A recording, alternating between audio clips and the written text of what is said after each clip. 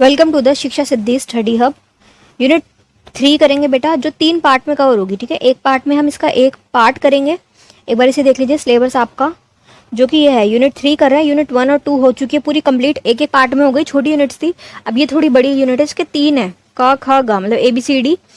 तो हम ये 3 पार्ट में करेंगे, जिसमें क्या है, राष्ट्रीय आंदोलन के चरण के, आपका राष्ट्रीय आंदोलन के स्टेप्स क्या गए, उदारवादी, स्वदेशी, कट्टरपंथी कौन थे, भारतीय संविधानवादी, ये सब चीजें इसमें आएंगी। ठीक है, ये बेटा मेरी इंस्टा टेलीग्राम चैनल आईडी है, कोई भी क्वेश्चन क्वेरी हो आप मुझसे इंस्टा पे पूछ सकते हैं। टेलीग्राम चैनल आईडी पे सारे ही प्लेलिस्ट के लिंक पहुंच जाते हैं, नोटिफिकेशन वहाँ मिल जाएगी, और सारा स्टडी मटेरियल जो आपका है, PYQs हो गए, ये वाली पूरी PPT हो गई, ये सब वहाँ पे मिल जाएगा आपको। ठीक है, और सारे ही जो जितने सब्जेक्ट मैंने 3rd सेमेस्टर के आपके करा दिए, वो सभी के लिंक जो है नीचे डिस्क्रिप्शन बॉक्स में भी है। ठीक है, अब स्टार्ट बता रहे हैं कि जो हमारा, हम गुलाम कब बने थे इनकी, ये कब आए थे हमारे देश में, ब्रिटिश वाले कब आए थे, 17वीं शताब्दी में। ठीक है, 16वीं शताब्दी का दिसंबर की 31 तारीख थी, एंड तब बिल्कुल चल रहा था, तब आए थे 16वीं शताब्दी। ये जो एंड था ना इसका, दिसंबर का, इसका 31 जो डेट थी उसमें आए थे, तो ये 17वीं मानी जाती, 17वीं ही बोलते हैं बेसिकली। तो ये 17वीं शताब्दी में आए और गए कब, 1947 में। 2 शताब्दी बाद गए, मतलब 100 साल, शताब्दी मतलब 100 की होती है जो, तो 200 साल बाद गए थे ये यहाँ से। तो ये जो हम इनसे लड़े, हमारे यहाँ पे इनके खिलाफ जो हमने लड़ाई करी, वो कितने कैसे कैसे हुआ, स्टेप्स कितने गए, कैसे हम उनके खिलाफ लड़ पाए। तो स्टार्ट कहाँ से हो रहा है, भारतीय राष्ट्रीय कांग्रेस की स्थापना। देखो उस समय सिर्फ एक ही पार्टी थी, कांग्रेस, जो बननी शुरू हुई थी, जिसमें सारे बड़े बड़े नेता, नेहरू जी, गांधी जी, और सारे मोस्टली सब इसी के अंदर आते थे। ठीक है, और ये बहुत स्ट्रांग हो गए थे क्योंकि सब इसके अंदर आए थे और लोग इसको बहुत मानते थे, बहुत ज्यादा इसे फॉलो करते थे। ठीक है, तो ये कि भारतीय राष्ट्रीय कांग्रेस की स्थापना इस समय हो गई थी, 1885 में स्थापना हो गई थी, स्टार्ट हो गई थी। धीरे धीरे ये फिर पॉपुलर होती जाएगी एंड तक। और यह एक ऐसी पार्टी थी जिसमें भारत में ब्रिटिश सरकार के खिलाफ स्वतंत्रता की लड़ाई में महत्वपूर्ण भूमिका निभाई, सबसे ज्यादा इंपॉर्टेंट भूमिका इन्होंने निभाई। कांग्रेस की स्थापना के लक्ष्य और मांगे इस प्रकार थी। इन्होंने जो स्टार्ट करी इनकी पार्टी कांग्रेस, इसका लक्ष्य क्या था बेटा, स्वराज की प्राप्ति के। इनको हर हाल में स्वराज चाहिए। स्वराज का था खुद का राज, स्व का राज, कि तुम जाओ यहाँ से, हम हमारे देश में खुद राज करेंगे, हमारा सेल्फ रूल होगा। ठीक है, कांग्रेस की मुख्य लक्ष्य भारत में स्वतंत्रता प्राप्ति करना था, जिससे देश ब्रिटिश सरकार के नियंत्रण से मुक्त हो जाएगा, कि वो चले जाएंगे, उनके नियंत्रण से पूरी तरीके से मुक्ति चाह रहे थे हम। ठीक है, भारतीय अधिकारों की रक्षा, हमारे खुद के देश के जो अधिकार थे, हमारे मौलिक अधिकार थे, हमें वो भी नहीं मिल रहे थे, उसकी क्या है, मांगे करना, कि हमारे अधिकार जो बनते हैं हमें वो चाहिए, हमारा अधिकार हमारे देश पे खुद पे राज करने का। कांग्रेस चाहती थी कि भारतीयों को अपने अधिकारों की रक्षा की जाए और उनके समान अवसर प्रदान किए जाए, हमें भी इक्वल अवसर मिले। वो क्या करते थे, सारी बड़ी बड़ी पोस्टें जो होती थी हर क्षेत्र में, सेना में, पुलिस में, स्कूल्स में, हॉस्पिटल्स में, हर जगह बड़ी पोस्टों पे सिर्फ उनके खुद के जो अंग्रेज लोग होते थे ना, वो ही होते थे। सारी छोटी छोटी नीचे की पोस्ट जो होती थी उनको दी जाती थी इंडियंस को, अगर वो जा भी रहे, बाकी तो उनको जाने का मौका ही बहुत कम मिलता था, चांसेस कम थे। सिविल सेवाओं में, सब में बड़े बड़े पद जो है सारे ही ब्रिटिश वालों के खुद के थे, हमें कोई पद दिया ही नहीं जाता था कभी, हर क्षेत्र में। ठीक है, थर्ड क्या, संस्कृति और शिक्षा के सुधार। शिक्षा हमारी बहुत खराब हुई थी उस समय पर, क्योंकि अंग्रेजी शिक्षा का प्रसार चल रहा था, हमारी खुद की शिक्षा जीरो हो गई थी, हमारे खुद के स्कूल्स, हिंदी हमारी जो भाषा थी, गुरुकुल वगैरह सब बंद थे बहुत पहले से, 200 साल पहले तो गुरुकुल थे, उन सबको इन्होंने बंद कर दिया था। इनकी हमारी खुद की शिक्षा जीरो कर दी गई थी, और खुद की शिक्षा को प्रमोट कर रही थी, इंग्लिश आती थी जिसमें।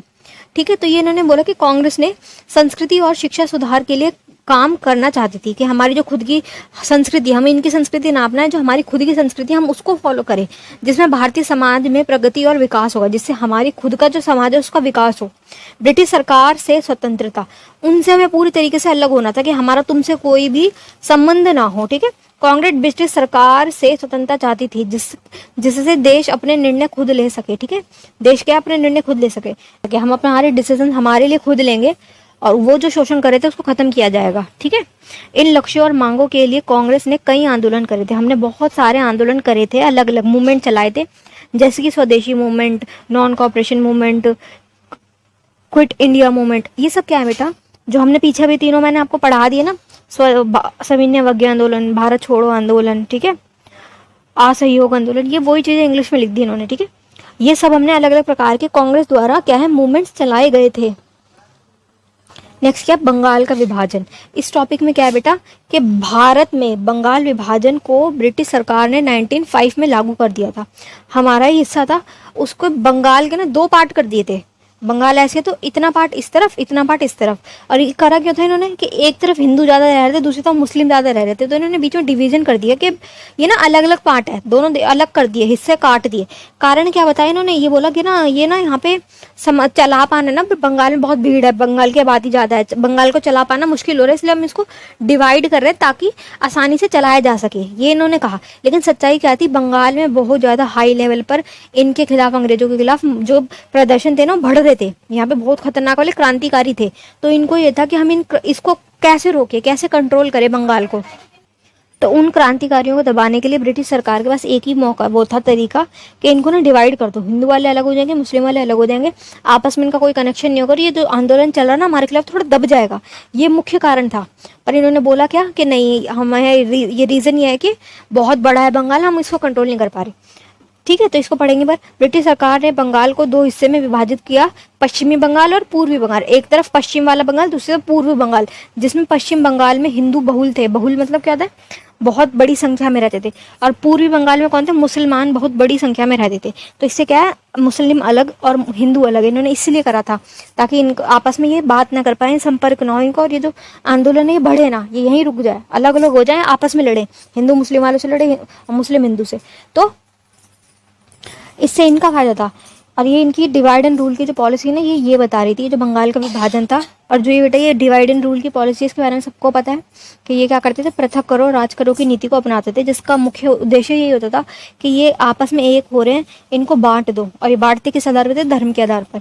ठीक है, इस विभाजन के पीछे ब्रिटिश सरकार का मुख्य उद्देश्य बंगाल में बढ़ती राष्ट्रवाद को कम करना था। उनके यहाँ पे बहुत ज्यादा राष्ट्रवादी भावना बढ़ रही थी और इतना लड़ रहे थे वो ब्रिटिश सरकार से कि ब्रिटिश सरकार उन्हें संभाल नहीं पा रही थी। इसलिए उन्होंने क्या करा, और इससे उन्हें अपनी डिवाइड एंड रूल की नीति को लागू करने के लिए मदद मिली। तो उन्होंने क्या करा कि हिंदू अलग मुस्लिम अलग, डिवाइड एंड रूल करो, बांट दो ताकि वो कमजोर हो जाए। लेकिन इस विभाजन के खिलाफ भारतीय राष्ट्रवादियों ने मजबूत विरोध किया। सभी को पता था ये क्यों कर रहे हैं, जैसे हमें पता है कि इन्होंने ये रीजन से इसको डिवाइड कर रहे थे, उन्हें भी पता था कि ये हमारे साथ गलत कर रहे हैं, जबरदस्ती हमें डिवाइड कर रहे हैं।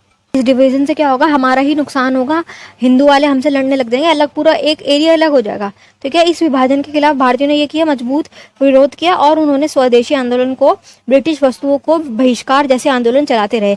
मतलब ये उन्होंने अपने आंदोलन जो है वो टूटने नहीं दिए, उन्होंने आंदोलन अपने जो थे चलाते ही रहे। वो इस बात से उन्हें फर्क नहीं पड़ रहा कि हमारा देश टूट रहा है, अलग हो रहा है।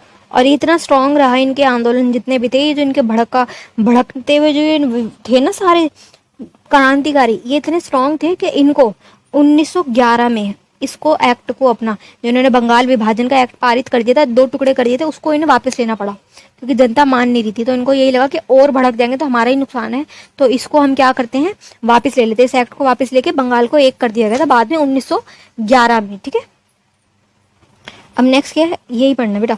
बाद में 1911 में ब्रिटिश सरकार ने बंगाल को फिर से एक प्रांत में मिला दिया। ठीक है, और बिहार और उड़ीसा को अलग प्रांत बनाया गया। इस फैसले के पीछे मुख्य वजह बंगाल की भावनाओं को शांत करना था। बंगाल में बहुत ज्यादा विद्रोह हो रहा था पहले ही, और इन्होंने सोचा था कि हम इसको जो डिवाइड करेंगे ना, इससे ये अलग हो जाएंगे और हम ठीक, मतलब हम इस आंदोलन को दबा पाएंगे। पर ऐसा हुआ नहीं, और भड़क गए लोग कि तुम ये करना क्या चाह रहे हो। तो फिर इसको शांत करने के लिए उन्हें ठीक करना पड़ा कि इन्होंने जो बीच में दरार लाए थे, ये इसको मिटा दी इन्होंने ताकि ये शांत हो जाए। और प्रांतियों को सुविधा थी, मतलब ये प्रशासनिक सुविधा थी।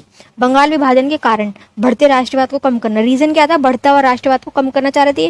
ब्रिटिश सरकार की डिवाइड एंड रूल की नीति थी ये कि इनको जहां भी बहुत ज्यादा विद्रोह हो रहा है ना, उसको छोटे छोटे पार्ट में डिवाइड कर दो, लोग आपस में बढ़ जाएंगे, लड़ नहीं पाएंगे। ठीक है, प्रशासनिक सुविधाएं ये चाह रहे थे, अगर ये डिवाइड हो गया ना तो हम इसके अच्छी तरीके से कंट्रोल कर लेंगे। ठीक है, बंगाल विभाजन के विरोध के कारण, रीजन क्या था, विरोध क्यों हो रहा था उसका, क्योंकि राष्ट्रवाद की भावना थी, स्वदेशी आंदोलन चल रहा था, बहिष्कार वाला आंदोलन चल रहा था कि हम तुम्हारी किसी भी चीज को उपयोग नहीं करेंगे, तुम्हारी विदेशी वस्तुओं को जला देंगे, सिर्फ और सिर्फ स्वदेशी चीजों को ही यूज करेंगे। उससे इनका, अंग्रेजों का नुकसान होगा, इनका जितना भी सामान यहाँ आता है वो प्रोडक्शन जो भी आएगा हम यूज ही नहीं करेंगे, तो फिर इनके पास पैसा कहाँ से आएगा, है ना। हम इनके सामान को जलाते थे। लोग क्या करते थे, रैलियां निकालते थे, सारी बहुत बड़ी बड़ी रैलियां निकलती थी, लोग अपने घरों से आते थे, जितना भी विदेशी वस्तु होती थी उन्हें जला देते थे। तो इससे क्या एक भावना जगती थी। बंगाल विभाजन के परिणाम, अब परिणाम क्या हुआ, बंगाल को फिर से एक प्रांत में मिला दिया गया क्योंकि इन्होंने बहुत लड़ाई करी, संघर्ष बहुत बढ़ा, तो इन्हें और कोई ऑप्शन ही नहीं बचा इनके पास, अंग्रेजों के पास, इन्हें उससे वापस से मिलाना पड़ा। बिहार और उड़ीसा को अलग प्रांत बना दिया गया। ब्रिटिश सरकार की डिवाइड एंड रूल की नीति जो थी ना विफल हो गई, क्योंकि इस टाइम तक आते 1911 का समय चल रहा है। देखो बेटा पुरानी बातें, 1911 चल रहा है, तो इस वक्त तक ना ये लोग जो क्रांतिकारी जो इतने स्ट्रांग हो गए थे वो लड़ पाते थे, लड़ लेते थे। ठीक है, चलिए बेटा पूरा सब्जेक्ट पूरा ये वाली यूनिट हो चुकी है। एक पार्ट में ए पार्ट जो है यूनिट 3 का ए पार्ट पूरा कवर हो चुका है। किसी को ना कुछ समझ आ रहा तो आप मुझसे कमेंट बॉक्स में पूछ लेना।